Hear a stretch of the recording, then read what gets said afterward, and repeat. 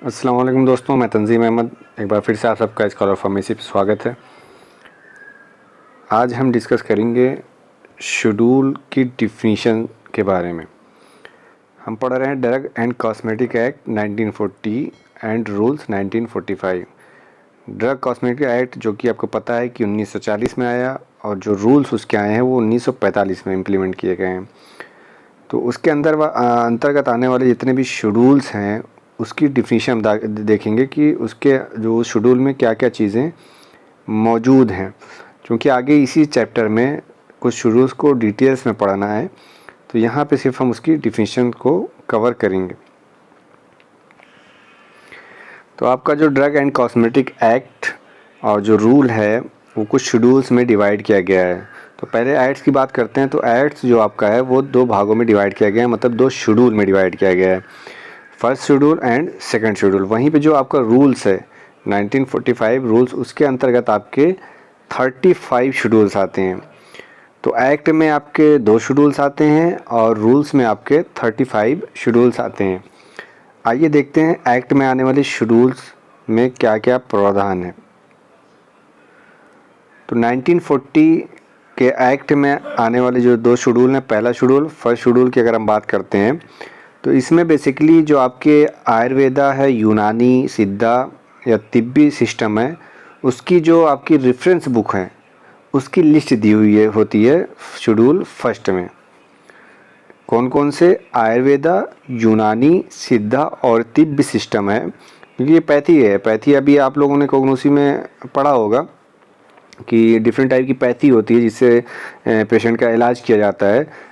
हम लोग जो पढ़ रहे हैं, फार्मेसी कर रहे हैं, उसमें हम एलोपैथी की स्टडी मोस्टली करते हैं, एलोपैथिक ड्रग से रिलेटेड स्टडी करते हैं। यहाँ पे जो शेड्यूल की हम बात कर रहे हैं ये आपके अदर सिस्टम की बात हो रही है, आयुर्वेदा, सिद्धा, यूनानी और तिब्बी सिस्टम।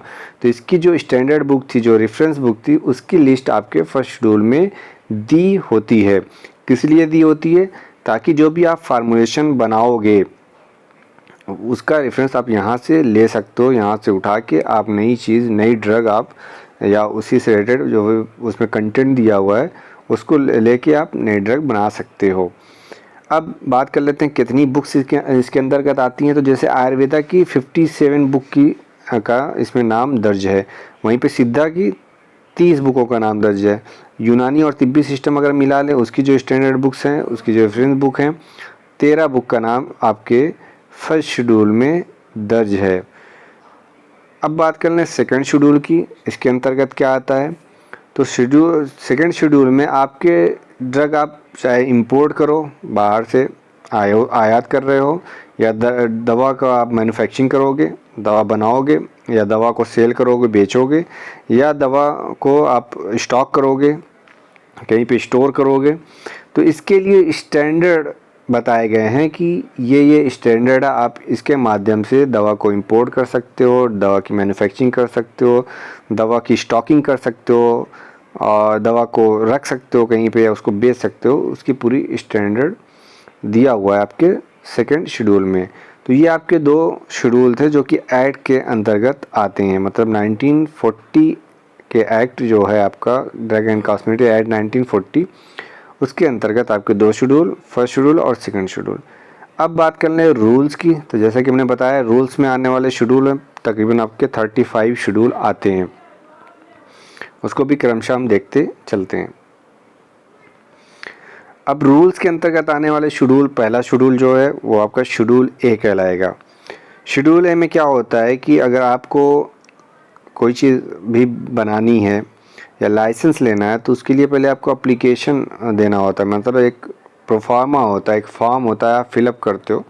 तो वो फॉर्म का पूरी डिटेल्स इसमें शेड्यूल ए में दिया होता है, वो प्रोफार्मा दिया होता है। आप शेड्यूल ए के अंतर्गत वो एप्लीकेशन वहाँ से ले सकते हो और ड्रग या जिसका भी लाइसेंस लेना है उसका प्रोफार्मा आपको शेड्यूल ए के अंतर्गत मिल जाएगा, उसके बारे में डिटेल्स रहता है। शेड्यूल की बात करें तो अगर आप दवा मंगाते हो, बनाते हो, बेचते हो, तो उसकी प्रॉपर आपको टेस्टिंग अगर करानी है तो टेस्टिंग कराने के लिए आप उस स्टेट के जो गवर्नमेंट लेबोरेटरीज़ होती हैं वहाँ पे भेजते हो। तो जब भेजोगे टेस्टिंग कराने के लिए तो उसका कुछ चार्ज होता है कि ये टेस्टिंग करेंगे तो हम इतना लेंगे, तो वो गवर्नमेंट का रहता है मामला। तो इसलिए सारे चार्ज की इस दवा का ये रेट है, इतने में आपकी टेस्टिंग हो जाएगी। सारा लिस्ट इसमें रेट डिफ़ाइन किया होता है शेड्यूल बी के अंतर्गत कि कौन सी दवाओं की एनालिसिस अगर की जाएगी तो कितना चार्ज पड़ेगा। तो शेड्यूल बी के अंतर्गत आपके चार्जेस आते हैं, मतलब फ़ीस आती है लेबोरेटरी फ़ीस की, कितना चार्ज पड़ेगा एनालिसिस के लिए। शेड्यूल सी की बात कर लें तो शेड्यूल सी के अंतर्गत आपकी जो बायोलॉजिकल ड्रगें होती हैं जैसे वैक्सीन वगैरह होगी, तो इसका प्रावधान आपके शेड्यूल सी के अंतर्गत आता है। चाहे उसे मैन्युफैक्चरिंग की बात कर लें, चाहे सेलिंग की बात कर लें, जो भी चीज़ें आपके मोस्टली शेड्यूल सी के अंतर्गत आता है। शेड्यूल सी वन के तो कुछ स्पेशल प्रोविज़न भी इसमें दिए होते हैं आपके बायोलॉजिकल जो भी ड्रगें हैं उससे रिलेटेड, उसकी लिस्ट आपके शेड्यूल सी वन के अंतर्गत आती है। शेड्यूल डी की अगर बात कर लें तो आपकी जो इम्पोर्ट ड्रगें हैं, मतलब अदर कंडीशन जो आपके ड्रगों की इंपोर्ट करने की कंडीशन है, वो कंडीशन शेड्यूल डी के अंतर्गत जो ड्रगें हैं उस पर अप्लाई नहीं होता है।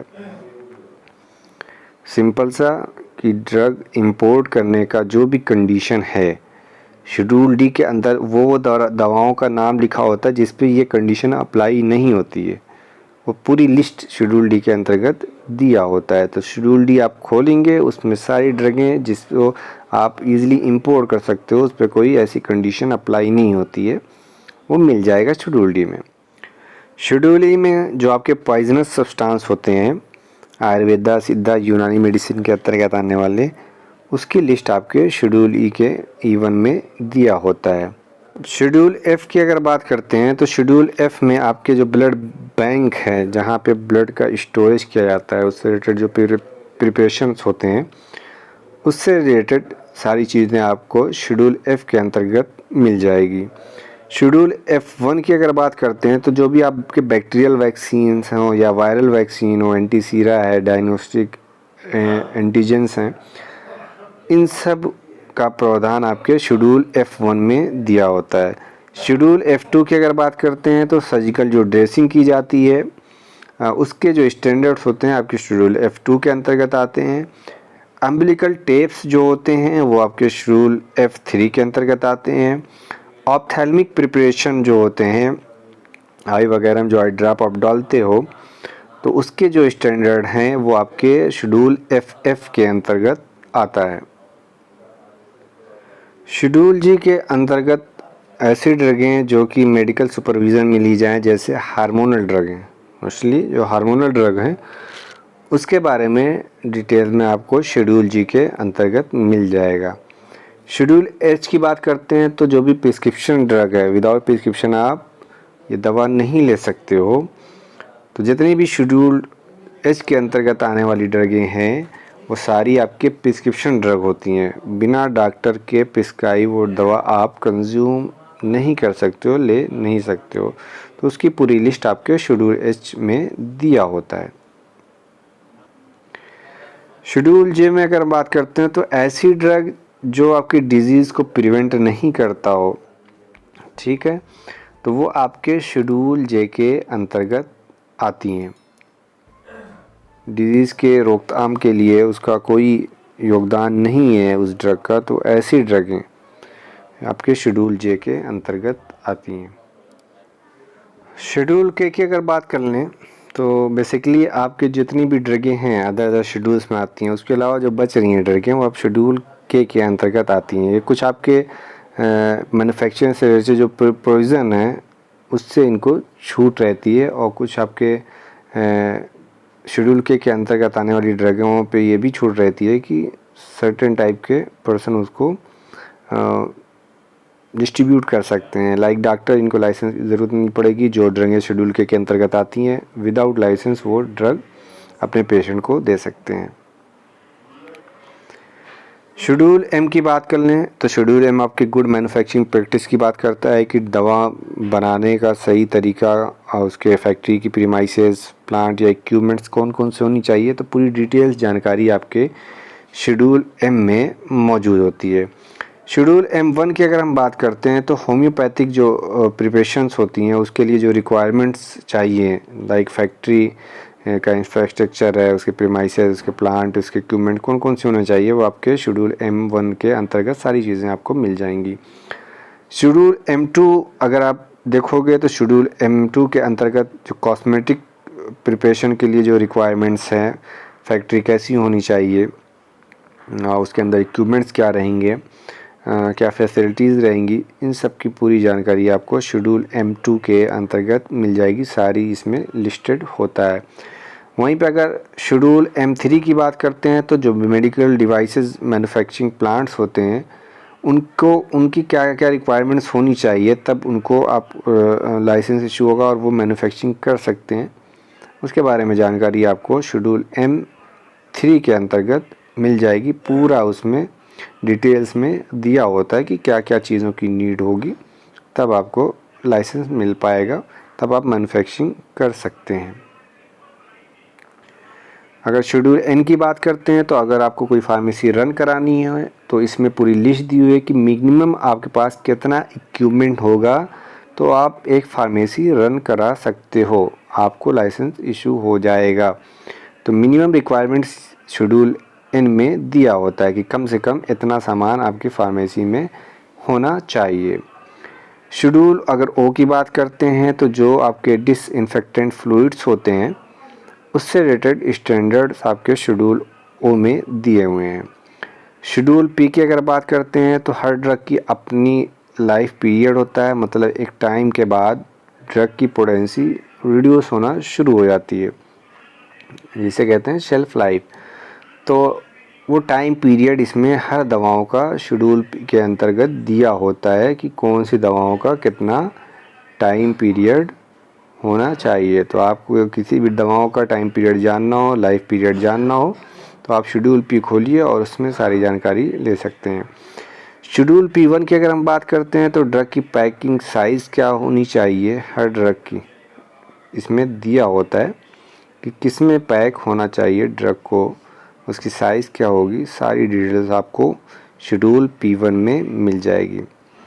अगर शेड्यूल Q की अगर हम बात करते हैं तो कॉस्मेटिक और सोप में इस्तेमाल किए जाने वाले जो आपके कलर्स हैं, जो डाइज़ हैं, जो पिगमेंट्स हैं, उसकी पूरी लिस्ट शेड्यूल K में मौजूद होती है कि कौन कौन से कलर का इस्तेमाल किया जा सकता है, कौन कौन सी डाइज़ का इस्तेमाल किया जाएगा, सारी जानकारी आपको शेड्यूल Q में मिल जाएगी।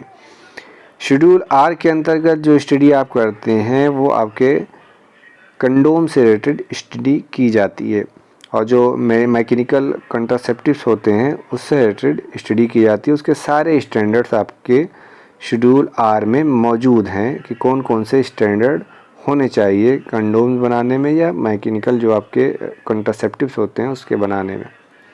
शेड्यूल R1 की अगर हम बात करते हैं तो मेडिकल डिवाइसेस के स्टैंडर्ड आपको केस में दिए होते हैं। शेड्यूल S की अगर हम बात करते हैं तो कॉस्मेटिक बनाने के जितने भी आपके स्टैंडर्ड्स हैं आपके शेड्यूल S के अंतर्गत आएंगे, शेड्यूल S में आप देख सकते हैं।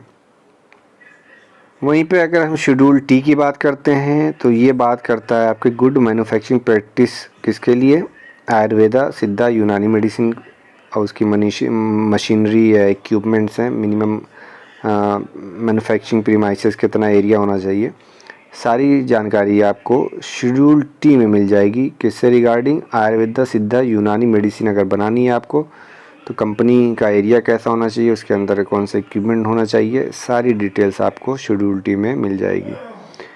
शेड्यूल U की बात करते हैं तो जो भी आप मैन्युफैक्चरिंग कर रहे हो उसके जो रॉ मटेरियल्स निकालते हो, लाते हो, इंपोर्ट कर रहे हो, या आप जो भी एनालिसिस कर रहे हो ड्रग से रिलेटेड, तो उसको कहीं आप मेंटेन करते हो, कहीं लिखते हो, तो वो आपका शेड्यूल U में आता है कि आप रिकॉर्ड कैसे मेंटेन करोगे, हर एरिया का रिकॉर्ड कैसे मेंटेन करना है, आपका शेड्यूल U के अंतर्गत आता है। कौन से रजिस्टर में मेंटेन करोगे, सारी जानकारी आपको शेड्यूल U में मिल जाएगी।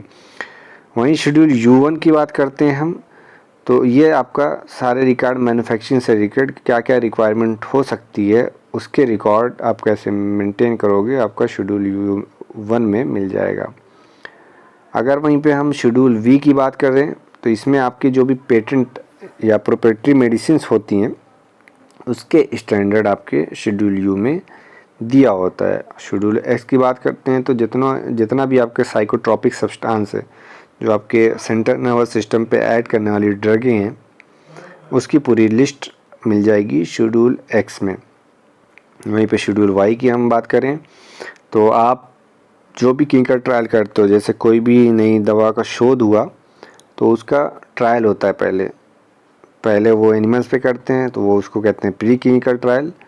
बाद में उसका ट्रायल ह्यूमंस पे होता है, कुछ पीपल को सेलेक्ट करके उस पर ट्रायल किया जाता है।